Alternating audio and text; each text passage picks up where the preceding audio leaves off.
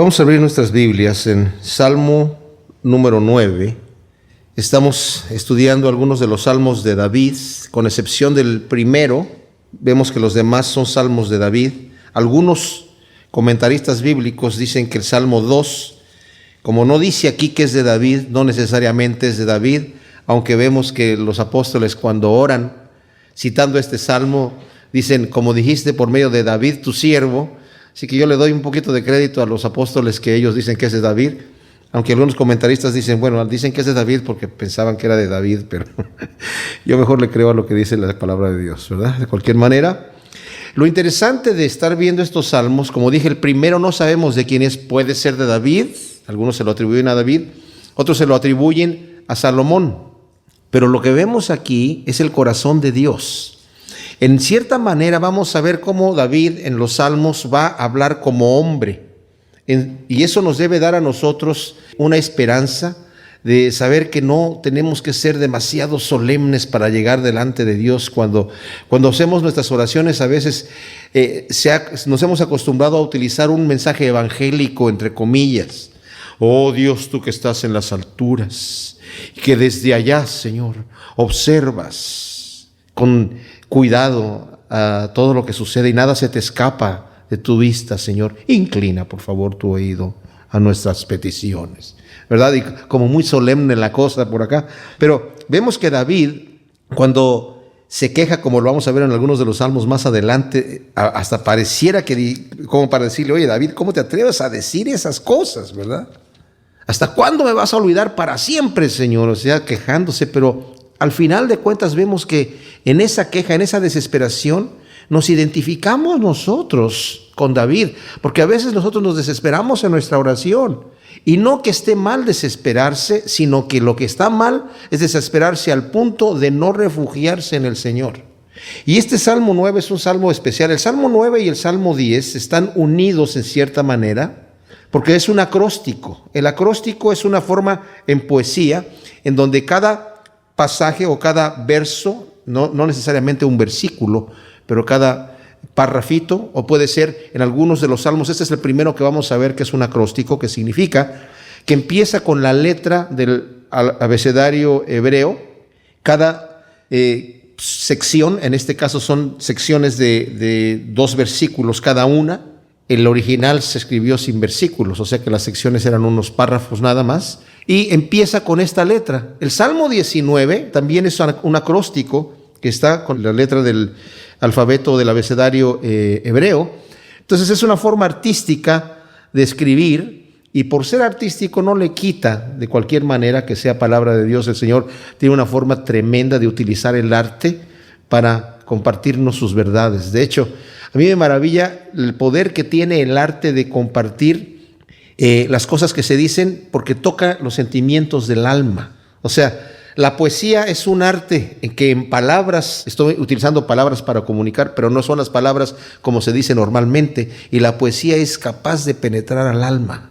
La música, por supuesto, también, la pintura y diferentes formas de arte nos tocan los sentimientos. Entonces el Señor utilizó a este tremendo siervo, David, que era conforme a su corazón, que era un tremendo músico, inventor, no solamente un buen músico, sino inventor de instrumentos. Como dijimos anteriormente, por eso fue llevado delante de Saúl, porque era un buen cantante que iba a cantarle a él cuando él estaba siendo atribulado por un espíritu inmundo. Y así fue como entró David a la corte de Saúl, pero él ya había sido ungido anteriormente por Samuel. Ahora, no sabemos en qué momento está escrito este salmo, pero si leemos el título del Salmo 9, dice al director del coro sobre Mut-Labén, Salmo de David. Y esto de Mut-Labén significa muerte para el hijo. Pero no es un salmo de dolor, porque se va a gozar, dice aquí, oh Jehová, te alabaré con todo mi corazón, contaré todas tus maravillas, me alegraré y me regocijaré en ti, entonaré salmos a tu nombre, oh Elión, o sea, oh Altísimo. Pero no está diciendo aquí, no vemos que esté llorando David, y la mayoría de los comentaristas piensan que se está refiriendo a Goliat, la muerte de Goliat. Tuvo que tener madre, o sea que era el hijo de alguna madre, ¿verdad? Eso es lo que se supone, aunque no se nos dice aquí, porque unos salmos sí se dicen en qué momento fueron escritos. Aquí no se nos dice en qué momento fue escrito, pero por lo general se le atribuye a ese momento, solamente porque se está gozando David de este asunto. Ahora, vamos a leerlo completamente y luego lo vamos a estudiar parte por parte. Oh Jehová, te alabaré con todo mi corazón. Contaré todas tus maravillas. Me alegraré y me regocijaré en ti. Entonaré salmos a tu nombre, oh Elión, oh Altísimo. Cuando mis enemigos se volvieron atrás, tropezaron contigo y perecieron, porque tú has mantenido mi causa y mi derecho. Te has sentado en el trono como juez justo que eres. Reprendiste a las naciones, hiciste perecer al malvado, has borrado su nombre para siempre. El enemigo ha sucumbido en desolación eterna. Destruiste sus ciudades y con ellas ha perecido su recuerdo. Pero Jehová permanece para siempre. Él ha establecido su trono para el juicio y juzgará al mundo con justicia. Ejecutará con equidad juicio a las naciones. Sea Jehová un alto refugio para el oprimido, un baluarte en tiempos de angustia. En ti confían los que conocen tu nombre, por cuanto tú, oh Jehová, no abandonas a los que te buscan. Cantad salmos a Jehová que habita en Sión. Anunciad entre los pueblos sus proezas, porque aquel que demanda la sangre se acordó de ellos. No ha olvidado el clamor de los humildes. Oh Jehová, ten piedad de mí. Mira mi aflicción a causa de quienes me aborrecen. Tú que me levantaste de las puertas de la muerte para que pueda alabarte delante de todos, en las puertas de la hija de Sión, y pueda regocijarme en tu salvación. Las naciones se hundieron en la fosa que cavaron, sus pies quedaron atrapados en la red que ellos mismos escondieron. Jehová se ha dado a conocer, ha impartido justicia, el malvado fue atrapado en la obra de sus propias manos. Retornen los malvados al Seol, como todas las naciones que se olvidan de Elohim, porque no para siempre será olvidado el pobre, ni la esperanza de los afligidos perecerá para siempre. Levántate, oh Jehová, y no prevalezca el mortal. Sean juzgadas las naciones delante de tu presencia. Infúndeles tu terror, oh Jehová, y conozcan los gentiles que no son sino mortales. Ahora, el primer versículo, muy especial, dice: oh Jehová, te alabaré con todo mi corazón, contaré todas tus maravillas, me alegraré y me regocijaré en ti, y entonaré salmos a tu nombre, oh Elión. Lo que yo tomo de aquí es el hecho de que Él quiere contar las maravillas de Dios. ¿Y cómo es necesario que nosotros contemos las maravillas de Dios? Estamos estudiando Lucas y vimos esa parábola de cuando qué hermoso es cuando el Señor hace algo en nuestra vida y nosotros no solamente lo podemos, sino lo debemos proclamar, lo debemos compartir con la gente. Ese pastor que sale a buscar su oveja perdida y la encuentra, ¿qué hace cuando regresa? Llama a sus amigos y les dice: encontré la oveja perdida. La mujer que encuentra la moneda perdida también se pudo haber quedado en su casa contenta, pero llama a sus amigas y se goza con ellas. Y el Señor dice: así va a haber una gran fiesta en el cielo. Y cuánto nos anima a nosotros cuando hemos escuchado testimonios de oraciones respondidas, nos anima a ver el poder de Dios. Y aquí dice: Señor, yo voy a contar tus maravillas. Me voy a regocijar en ti, voy a hacer cantos acerca de estas maravillas que tú haces conmigo y que tú haces con todos. Y va a hablar de las maravillas que Dios ha hecho en su vida. Este es un salmo que podemos decir está hecho como cantándole David a su amigo de confianza, el Señor, a su amigo de confianza. Esta es la primera letra. No sé si perder mucho el tiempo estar dando los nombres de las letras, que yo no me los sé, pero la primera es Aleph, que vimos en ese versículo. La siguiente es Bet, y es: cuando mis enemigos se volvieron atrás, tropezaron contigo y perecieron, porque tú has mantenido mi causa y mi derecho, te has sentado en el trono como juez justo que eres. O sea, mis enemigos volvieron atrás huyendo al final, pero tú estabas allí para consumirlos. Y vemos nosotros cómo no solamente con el caso de David, pero en el caso de muchos reyes e incluso de los jueces anteriormente, cómo el Señor intervenía y decía: la batalla es mía. Y lo sabía también David, que la batalla es de Dios, que Él es el que iba a ganar. Él sabía cuando llegó delante de Goliat, le dijo: tú has insultado a Dios y yo vengo aquí en el nombre de Jehová de los ejércitos y Dios te va a entregar a ti en mi mano. O sea, te vas a tropezar con el Señor y vas a perecer. Te vas a tropezar con el Señor. Nosotros no sabemos por qué el Señor a veces permite las injusticias. No sabemos por qué el Señor a veces permite que estemos pasando por algún tiempo abusos de parte de nuestro enemigo, como lo sufrió también David. Pero llega el momento donde el Señor interviene. Mientras en el proceso nos está a nosotros enseñando, nos está forjando, nos está moldeando a la imagen de Dios. Reprendiste a las naciones, hiciste perecer al malvado, has borrado su nombre para siempre. El enemigo ha sucumbido en desolación eterna. Destruiste sus ciudades y con ellas ha perecido su recuerdo. Aquí seguramente David está haciendo memoria, no solamente de las naciones que él conquistó, porque conquistó mucho. El terreno de Israel se agrandó excesivamente. El mayor territorio que ha tomado Israel fue durante el reinado de David, y más adelante de Salomón se agregó un poquito más. Pero David lo extendió muchísimo. Más adelante los reyes empezaron a pecar y empezaron a perder territorio, hasta que se quedaron sin nada. Pero mientras estaba el Señor de parte de su pueblo, por cuanto ellos lo estaban obedeciendo en el caso de David, el Señor prosperó mucho la nación. Y él sabe que también el pueblo llegó ahí a conquistar Canaán. Y todas las naciones que estaban ahí, que eran naciones perversas, el Señor las borró, las quitó de ahí.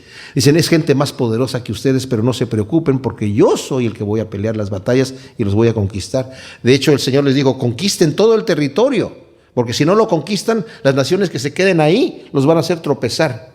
Y no lo conquistaron todo, y justamente eso pasó. Y el Señor se enojó con ellos y les dijo, por cuanto no quisieron conquistar todo el territorio, ahora ya no la van a poder echar. Porque no son ustedes los que los están echando, soy yo. Pero como no me obedecieron, ahora se van a quedar ahí y van a hacer espinos en sus costados y los van a hacer tropezar, porque no me obedecieron. Pero Jehová permanece para siempre. Él ha establecido su trono para el juicio y juzgará al mundo con justicia. Ejecutará con equidad juicio a las naciones. Viene un día, mis amados, en donde el Señor va a hacer juicio. La gente se queja.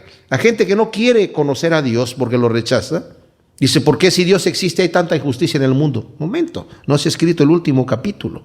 El Señor está dando oportunidad a que nosotros nos arrepintamos. Pero va a llegar el momento en donde Él se va a sentar allí y toda rodilla se va a doblar delante de Dios. Hasta la gente que dice, no, es que Jesucristo, bla, bla, bla, que digan lo que digan en ese momento, van a doblar su rodilla y van a confesar que Jesús es el Señor. Y cuando el Señor ejecute su juicio, mis amados, nadie va a poder decir nada. Mucha gente dice, bueno, ¿y qué va a hacer el Señor? ¿Y cómo va a juzgar Dios a aquel ermitaño que nunca oyó de Cristo, aquel indígena que está allá en la tribu, aquella persona en África que nunca escuchó? Yo no sé cómo lo va a juzgar el Señor, pero les voy a decir una cosa. Cuando estemos presentes en el día del juicio, vamos a escuchar el juicio y vamos a decir, wow, ese es un juicio con equidad y con justicia. Sea Jehová un alto refugio para el oprimido, un baluarte en tiempos de angustia. Pues sí lo es. Y lo es para nosotros. En ti confían los que conocen tu nombre, por cuanto tú, Jehová, no abandonas a los que te buscan. Fíjense, conocer el nombre del Señor. Como el Señor le dice a Moisés, cuando Moisés le pidió que quería verlo, y el Señor le dice, no me puedes ver, Moisés, porque no hay hombre que me pueda ver y seguir viviendo. Cuando el Señor le dijo, pero ¿sabes qué? Yo voy a pasar delante de ti. Lo pone sobre la peña de Horeb. Fíjense, esto es bien especial porque lo pone sobre la peña, que quiere decir, yo solamente me voy a poder revelar delante de ti cuando estás parado en la roca. En cierta forma es como la roca que es Cristo. Cuando nosotros estamos en Cristo es como podemos realmente conocer quién es el Señor. Y cuando pasa, el Señor desciende en una nube y estuvo ahí e invocó su nombre. Y pasó Jehová delante de él proclamando, va a proclamar su nombre. Y dice en Éxodo 34:6, Jehová, Jehová Dios misericordioso y clemente, lento para la ira y grande en misericordia y verdad, que guarda la misericordia a millares, que carga con la iniquidad la transgresión y el pecado, pero que de ningún modo justifica al culpable, que visita la maldad de los padres sobre los hijos y sobre los hijos de los hijos hasta la tercera y cuarta generación. O sea, hace misericordia a millares, pero tampoco va a dejar sin castigar al culpable. Lo va a visitar hasta la cuarta generación. Va proclamando su nombre. ¿Y su nombre cuál es? Fuerte, misericordioso y piadoso. Ese es su nombre. Entonces dice aquí, En ti confían, Señor, los que conocen tu nombre. Claro, porque yo sé que Él es misericordioso. El Señor no me va a pagar de acuerdo a mi maldad, porque si no yo estaría consumido. Debemos saber que cuando venimos delante de Dios, Dios no está enojado con nosotros. El enemigo es el que quiere que pensemos que Dios está enojado con nosotros. Cuando pecamos, obviamente hacemos una división entre Dios y nosotros, porque el pecado hace división entre Dios y el hombre. Pero el Señor está tendiendo la mano. Si Pedro le preguntó al Señor, ¿hasta cuántas veces he de perdonar a mi hermano en un día que peque contra mí? ¿Hasta 7? Yo creo que Pedro ya pensaba que estaba diciendo mucho. Y el Señor le dijo, no te digo que hasta 7, sino hasta 70 veces 7, o sea, las veces que sea necesario. Y si Él está demandando que nosotros perdonemos las veces que sea necesario, ¿cómo creen ustedes que Él es? Fuerte, misericordioso y piadoso, que perdona la iniquidad, la maldad y el pecado. Ese es nuestro Dios. Por eso nos tenemos que acercar con confianza al trono de la misericordia, mis amados, cuando hemos pecado.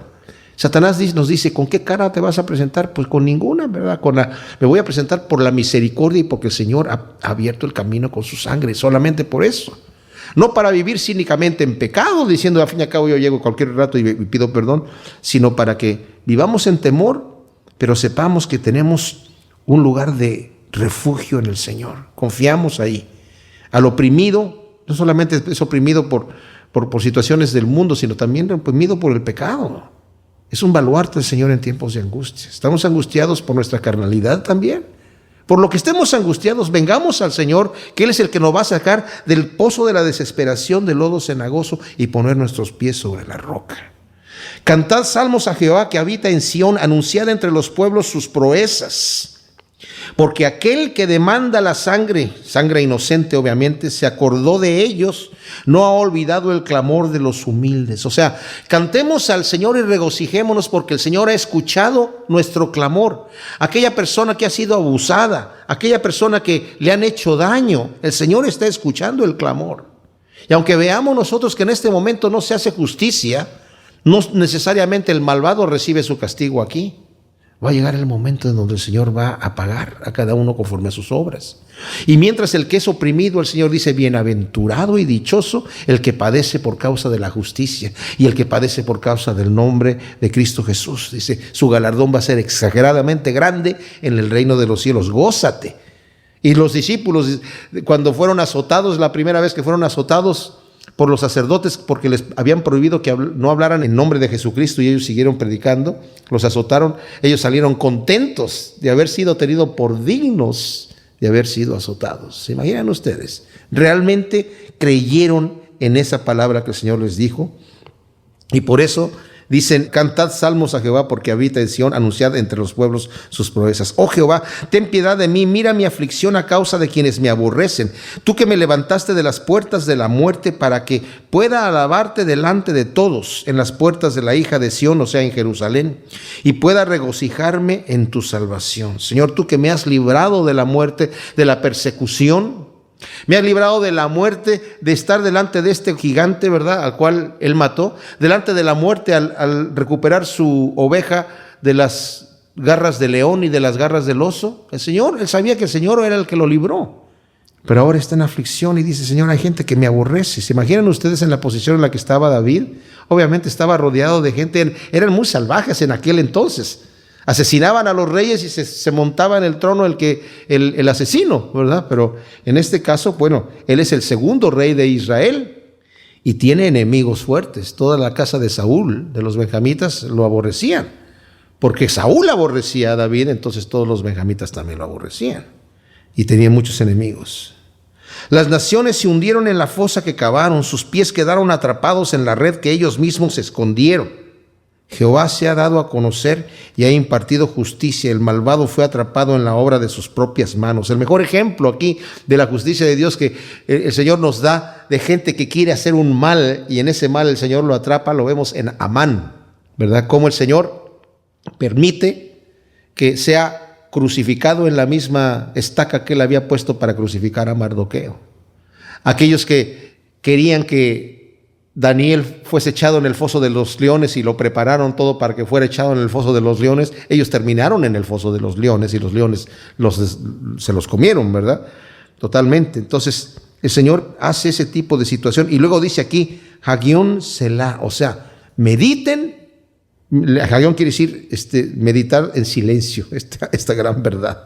Aquellos que fabrican esta maldad y quieren hacer daño a la gente, ellos mismos van a caer en su propia red. Retornen los malvados al Seol, como todas las naciones que se olvidaron de Elohim. Ahora, esto es tremendo, ¿saben qué? Nuestra nación acá en Estados Unidos, o sea, digo nuestra nación porque pues aunque somos muchos extranjeros aquí, esta es nuestra nación ahora, vivimos acá, se ha olvidado de Dios. En muchos de nuestros países también se han olvidado de Dios, nuestros países natales se han olvidado de Dios. ¿Y qué es lo que sucede? Son personas que se están alejando de Dios y Dios se aleja de ellos también y van a tener que sufrir las consecuencias. Como dice, van a retornar a la tumba todas las naciones que se han olvidado de Dios. Porque no para siempre será olvidado el pobre, ni la esperanza de los afligidos perecerá para siempre. ¿Hay una esperanza para la gente que sufre aquí? Por supuesto que sí. Tenemos grandes promesas de parte de Dios. Acabamos de hablar de que el Señor dice, cuando sufras por causa de la justicia, gózate, regocíjate y piensa en lo eterno, no en lo de ahorita, sino en lo eterno, porque allá aquello es seguro, tienes un gran galardón. Pero además regocíjate que todas las cosas ayudan para bien a aquellos que aman a Cristo Jesús. Así que si estás pasando por alguna aflicción, solamente así es como puede cumplirse la palabra que dice Santiago, cuando estés en diversas pruebas, gózate. Y también dice Pablo que me goce cuando estoy en aflicciones, porque el Señor está haciendo en mí su voluntad, me está forjando, me está formando, me está moldeando hasta que llegue a la estatura de Cristo Jesús. Levántate, oh Jehová, y no prevalezca el mortal. Sean juzgadas las naciones delante de tu presencia. Infúndeles tu terror, oh Jehová, y conozcan los gentiles que no son sino mortales. Este clamor me imagino que también lo decían los primeros mártires que estaban allí, porque los césares de aquel entonces tenían títulos divinos, se creían dioses. Exigían que la gente los adorara, que dijeran que ellos eran el Señor, o sea, el Señor como divinidad. Y al cristiano al momento que decía, no, el que es el Señor Jesús, no, pero ¿cómo? Como Herodes cuando escuchó que el rey de los judíos, si el rey de los judíos soy yo. Pero dice, conozcan estos hombres que no son sino mortales, Señor. Delante de ti perezcan por su injusticia. Levántate, Señor, y que no prevalezca el mortal, pues sabemos, mis amados, que no va a prevalecer el mortal, porque nosotros oramos con fe. Cuando oramos al Señor le decimos, venga tu reino y hágase tu voluntad aquí en la tierra como en el cielo. Estamos nosotros mirando hacia el futuro. Y ¿saben qué? Yo cada mañana cuando yo me levanto siempre utilizo el Padre Nuestro para empezar mi oración. Y cuando digo, venga tu reino, me lleno de emoción de pensar, va a venir el día.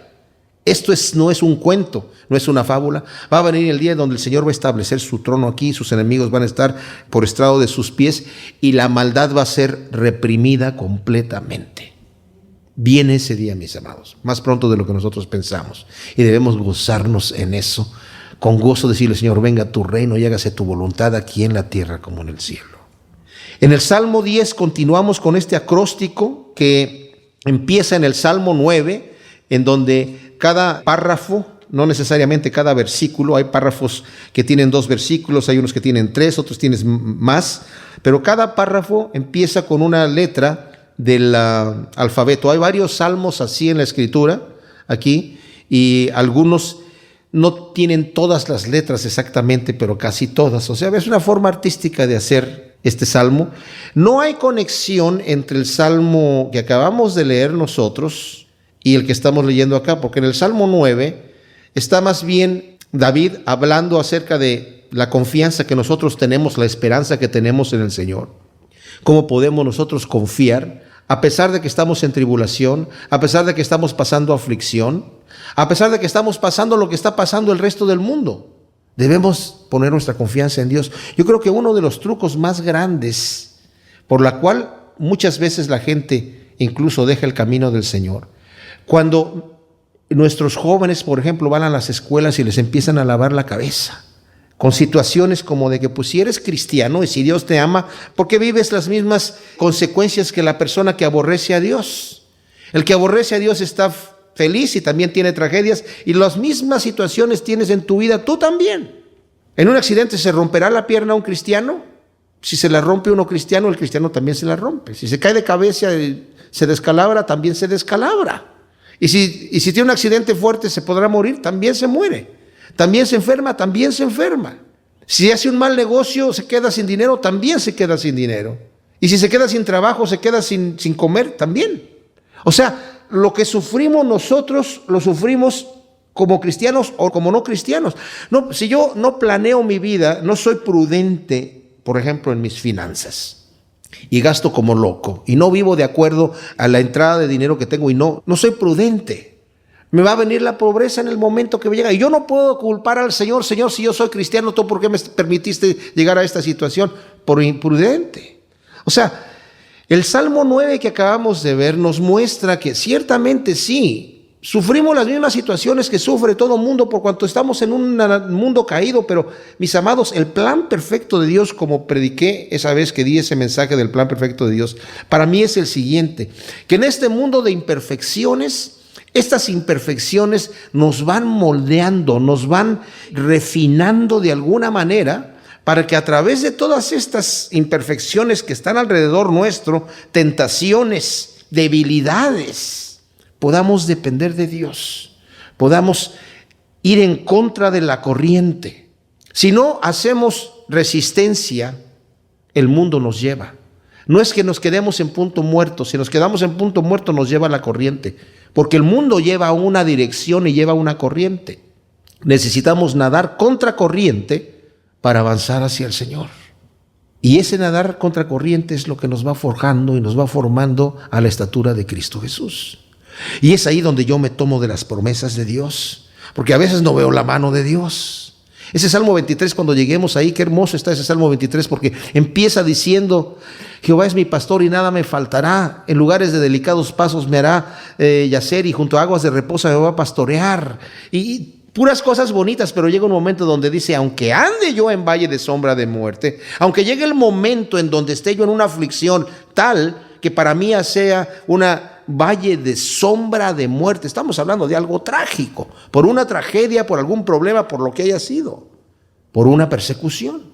No temeré mal alguno, porque tú estás ahí conmigo. Tú estás permitiendo que esté en ese, pero tú estás conmigo, y mi esperanza es que Dios nunca me abandona. Mis amados, Él no nos deja. Cuando estamos nosotros pasando dificultad, Él está con nosotros. Si nosotros, yo les aseguro, si nosotros en el momento de la dificultad, cuando nosotros nos hincamos a orar por una petición que está en nuestro corazón, que estamos sangrando: Señor, por favor, ¿qué pasaría si el Señor se hiciera presente arrodillado junto a nosotros? En ese momento tenemos todo confort, aunque no responda a la oración, aunque diga: estoy escuchando lo que estás diciendo, ten confianza, ten fe, estoy escuchando. Señor, pero ¿y cuándo?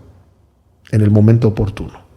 Con eso ya tendríamos toda la confianza del mundo de levantarnos gozosos. Pero el Señor ha prometido que está con nosotros todos los días hasta el fin del mundo.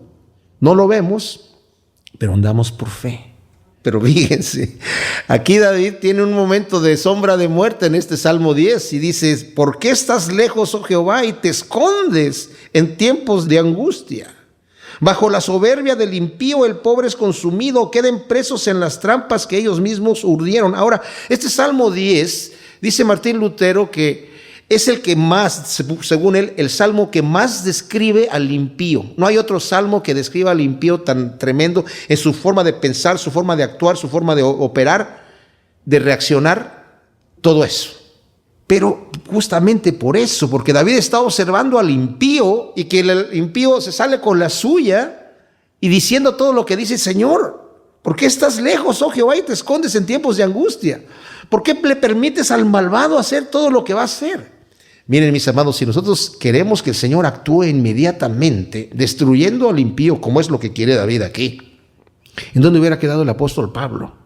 No hubiera habido apóstol Pablo, porque en el momento que él está allí aprobando la muerte de Esteban, persiguiendo la iglesia, el Señor lo consume y se acabó el apóstol Pablo. Es más, cuando mandó a Ananías para que orara por él, Ananías le reclama al Señor: Señor, ¿tú sabes quién es Pablo? ¿Qué no sabes que anda persiguiendo a la iglesia? No me digas, Ananías, que anda persiguiendo a la iglesia. ¿Que Pablo no es aquel que, este es otro Pablo? Uy, me equivoqué. No, ¿verdad? El Señor sabía, dice, me es instrumento escogido. Por eso el Señor a veces no actúa. Y dice el Señor en Romanos, dice, ¿y qué si el Señor, queriendo mostrar su poder, soportó con paciencia a los vasos de perdición? Lo soportó con paciencia. Pero ese soportar con paciencia tiene un propósito. Ustedes saben lo que pasó con Faraón, que también da el ejemplo el Señor ahí en Romanos, que endureció su corazón el Señor. No es que el Señor lo hizo ciego, sino que el Señor lo dejó en su necedad. Porque dice, tendré misericordia del que tendré misericordia y me compadeceré del que yo me voy a compadecer. El Señor siempre actúa para bien, pero no para destruir, porque quiere destruir nada más. No, el Señor es compasivo, misericordioso y piadoso, que perdona la maldad, la iniquidad y el pecado, pero que de ninguna manera tendrá por inocente al malvado. Entonces, en este caso, Faraón, al endurecer su corazón, sufrió el pueblo de Israel más estando ahí en Egipto. Pero cuando se fueron a manos llenas con todas las joyas y los dejaron ir, los echaron ya. El Señor les dijo, dile a la gente que pidan a sus vecinos que les den joyas y dinero, y les dieron todo. Llévense lo que quieran, pero váyanse de aquí. ¿De dónde creen que sacaron tanto oro y tantas joyas y tantas cosas para el tabernáculo, verdad? No, era tremendo. Entonces, dice aquí, te escondes, Señor, bajo la soberbia del impío, el pobre es consumido. Mira, Señor, lo que está sucediendo. Pero que queden, Señor, presos en las trampas que ellos mismos urdieron. Nuevamente vuelve a tomar este tema de que queden presos en las trampas que urdieron, como vimos anteriormente en Deuteronomio 19:16. El Señor dice, cuando vengan dos personas ahí a juicio, y uno esté acusando a su hermano, van a traer el asunto delante de los jueces y los jueces van a indagar exactamente qué es lo que sucedió. Y si los jueces descubren que este señor está acusando falsamente a su prójimo, el mal que él pensaba traer sobre su prójimo, el castigo que le iban a dar, si hubiera encontrado que realmente hizo eso, por haber sido falsa acusación, que le hagan él eso que quería hacerle a su prójimo. Y dice, no tengas compasión. Tienes que hacerle exactamente lo que él quería, que sufriera su prójimo al acusarlo falsamente. Luego dice aquí que ojalá, Señor, queden presos en las trampas que ellos urdieron, porque el malo se jacta de lo que su alma ansía y el avaro maldice y aborrece a Jehová. Ahora, algunas versiones de ustedes dicen el avaro bendice al que utiliza la palabra bendice en vez de maldice, pero es que hay unas enmiendas que se hicieron en hebreo, en las escrituras hebreas, que se les llama soferim, las enmiendas del soferim, que era que cosas que decían, no, pero aunque el texto original dice que el avaro maldice y aborrece a Jehová, ¿cómo podemos poner, decían ellos, en un celo un poquito mal dirigido, de reverencia mal dirigida, cómo podemos poner en la boca de cualquiera que digan que maldicen a Dios? Pero eso es exactamente lo que dice el texto original. Entonces estos que hicieron estas enmiendas, enmendaron el texto, pero salvaguardaron el texto original al margen. Y ese está en muchos de los manuscritos antiguos. Nada más que después que se inventó la imprenta, imprimieron solamente el texto de en medio y dejaron las notas al margen. Estos señores de la Biblia textual, como muchas otras Biblias también, han ido a los manuscritos más antiguos para revisar eso, y ahí es donde descubren lo que dice el texto original para salvaguardar el texto original. Entonces, lo que está diciendo, en otras palabras aquí, el malo maldice y aborrece a Dios, y por la altivez de su rostro el malvado no inquiere a Dios. Elohim no está en sus pensamientos. Otra versión dice, el malvado dice, Dios no existe. En todo tiempo sus caminos son torcidos, tiene tus juicios lejos de su vista, desprecia a todos sus adversarios y dice en su corazón, no seré conmovido jamás, el infortunio no me alcanzará. Miren, yo estoy preparando esta conferencia que voy a dar de el origen de la vida, de evolución versus creación, y dentro de lo que estoy considerando en la presentación, saqué de una página en internet de un fanático, una persona que es fanática de Richard Dawkins, este ateo que es un blasfemo, un divulgador de sus teorías ateas, pero lo hace de una manera burlándose. Él está aquí del versículo 3 al versículo 6 perfectamente bien descrito. Es un hombre que se jacta de lo que su alma ansía. Es un hombre que es avaro y maldice y aborrece a Dios. Lo insulta. Yo cuando estaba preparando eso se lo mostré a mi esposa y ella hasta dijo, ay, pero vas a poner esas cosas allí. Le dije, es que eso, quiero que sepa la gente lo que nuestros hijos están viendo, lo que no solamente nuestros hijos y nuestros amigos, si nosotros empezamos a ver lo que la gente en el mundo está escuchando. Este hombre dicen que su libro llegó a ser un tan bestseller que lo estaban comparando con la Biblia. El libro en inglés es The God Delusion. O sea, como el engaño de Dios. El engaño de Dios. O sea, que estamos engañados por creer en Dios. Y en ese libro no se cansa de insultar a Dios y de ser soberbio, de ser altivo. Por la altivez de su rostro, el malvado no inquiere. O sea, para venir delante de Dios yo tengo que venir en humildad, porque el Señor no me recibe altivamente. Ahora tengamos cuidado, porque decimos, sí, pues esos son aquellos pecadores malvados, ateos. A veces nosotros podemos llegar con cierta altivez, llamándonos religiosos, como llegó el fariseo delante del Señor, diciendo, Señor, te doy gracias, que no soy como los demás hombres. El Señor no lo escuchó, que pago todos mis diezmos, que cumplo tu ley, que guardo tus mandamientos, que no soy ni siquiera como este pecador aquí. Gracias te doy, Señor. El Señor no lo escuchó, para nada, ¿verdad? Se besó las manos y salió del templo, ¿verdad? No. Tienen tus juicios, dice, todos sus caminos son torcidos, tus juicios lejos de su vista. Desprecia a todos sus adversarios. Y luego el engaño más grande, dice en su corazón, jamás seré conmovido. Nunca me va a alcanzar el infortunio, ¿no? Tal vez en esta vida no. Tal vez te mueras si eres así, altivo, maldiciente de Dios, rebelde. Tal vez te mueras con todas tus riquezas. Pero lo que viene allá es lo que cuenta. Lo que viene allá es lo que es eterno. No es lo que yo crea, es lo que es. Mi creencia no modifica la realidad. La realidad no es lo que es real para ti y lo que es real para mí. Esa historia de que el bien y el mal no existe, lo que es bueno para ti, lo que es malo para ti, es ridículo. Si pensamos realmente en esa situación, entonces Charles Manson tenía razón. No, ¿por qué lo meten a la cárcel? Él dijo que le estaba haciendo bien a las personas que asesinó. Es lo que él cree. Déjenlo ir. No, por supuesto que no. Todos tenemos en nuestro corazón valores morales más o menos parecidos. Más o menos. Porque el Señor ha puesto sus leyes en nuestros corazones, aunque nosotros nos rebelemos en contra de esas leyes. Pero definitivamente el infortunio va a alcanzar a aquellos que no toman en cuenta a Dios y que hacen conforme a sus malos hechos. Su boca, sigue hablando de los malvados, desborda de insultos, de engaños y de opresión. Debajo de su lengua hay agravios y maldades. Se sienta al acecho cerca de las aldeas, en escondrijos asesina al inocente. Bueno, cuando yo pienso esto y lloro por mi país, México, de toda la maldad y el crimen que hay. Y no solamente en México, Guatemala y otros lugares también, Venezuela, y otros lugares que, por no ir, el Medio Oriente y otros lugares en donde están al inocente. A mí me han llegado videos de la persecución de los cristianos en Medio Oriente, terrible, terrible. Estos pobres hermanos en la fe los golpean desmedidamente, los queman vivos y la gente riéndose. Es impresionante. Pero les va a llegar su día. Sus ojos acechan para caerle al desvalido, fíjense, al desvalido. Acecha en lo encubierto como el león desde su guardia. Acecha para arrebatar al pobre. Arrebata al pobre atrayéndolo a su red. Y qué terrible que los pobres sean los que más sufren, porque no pueden pagar escoltas para defenderse, ¿verdad? Son las primeras presas en las fauces de estas gentes desalmadas.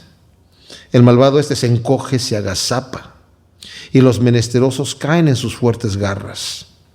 Dice en su corazón, él, o Elohim, o Dios, se ha olvidado.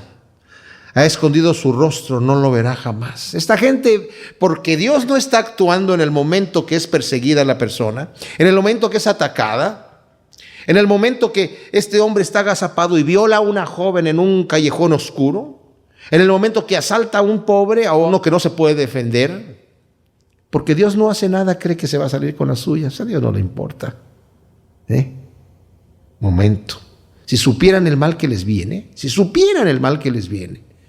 Dios les pasara un poquito nada más de su futuro en la eternidad, wow, Levántate, oh Jehová, oh Dios, oh Él, la contracción de Elohim. Alza tu mano y no te olvides del humilde. ¿Por qué el malvado menosprecia a Elohim, a Dios? ¿Por qué en su corazón piensa que no le pedirás cuenta? Por eso menosprecia a Dios, porque en su corazón piensa que no le pedirás cuenta. Sin embargo, tú lo ves, porque observas el agravio y la vejación, para retribuirlo con tu mano. Va a venir el día de la justicia de Dios. A ti se encomienda el desvalido, tú eres el defensor del huérfano. Ahora nosotros, cuando somos perseguidos, somos atacados, somos burlados por la gente, somos escarnecidos por los burladores y escarnecedores, porque creemos en Dios, porque confiamos en Dios, ¿qué hacemos? Encomendamos nuestra causa delante de Dios. No debemos a nosotros no nos toca defendernos en el sentido de empezar a atacar, sino de dejar al Señor la justicia. Claro, no es para quedarnos con las manos así cruzadas. No pensemos que al que te pide pegue la mejilla derecha le vas a poner la otra, que si alguien me empieza a golpear no voy a salir corriendo de ahí, pues sí voy a salir. No me voy a quedar ahí como un costal de boxeador, ¿verdad? Y si me puedo defender, me voy a defender un poquito, pero el asunto es que a lo que se refiere aquí es que encomendamos al Señor de cualquier manera nuestro asunto. No nos podemos defender como se defiende el mundo, sino encomendamos al Señor el asunto.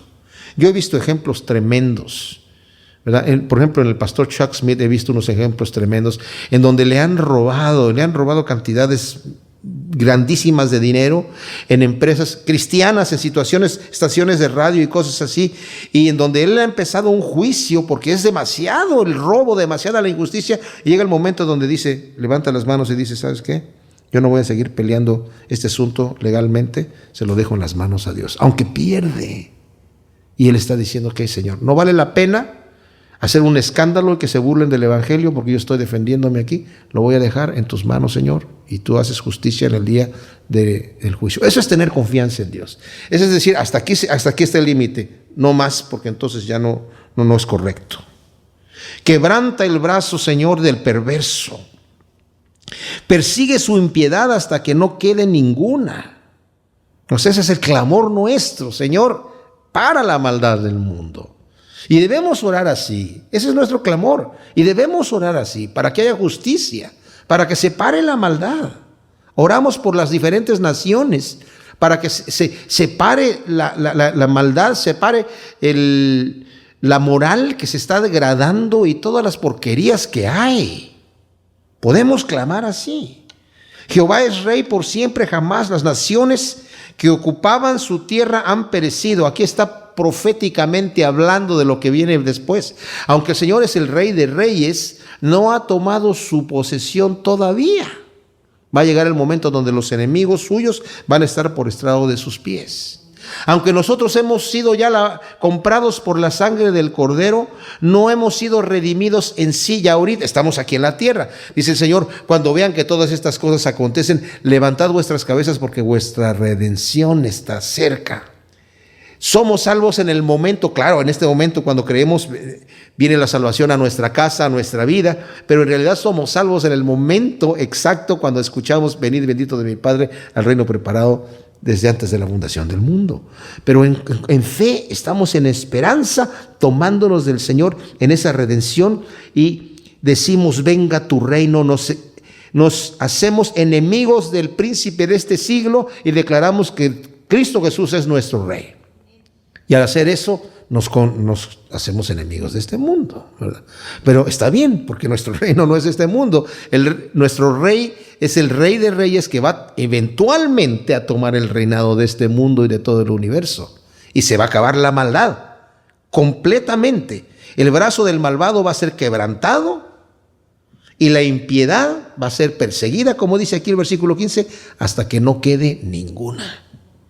Oh Jehová, tú has oído el anhelo de los humildes, sosiegas el corazón, tienes atento tu oído para vindicar a los huérfanos y a los oprimidos, para que el hombre de la tierra no vuelva a causar opresión. Y qué glorioso que viene el día en donde veremos en las nubes a nuestro Rey viniendo a tomar posesión de su reinado. Ese para aquellos que lo esperamos y que tenemos esa esperanza de verlo, como dice Juan. El que tiene esa esperanza de verlo así, se purifica a sí mismo, así como Él es puro.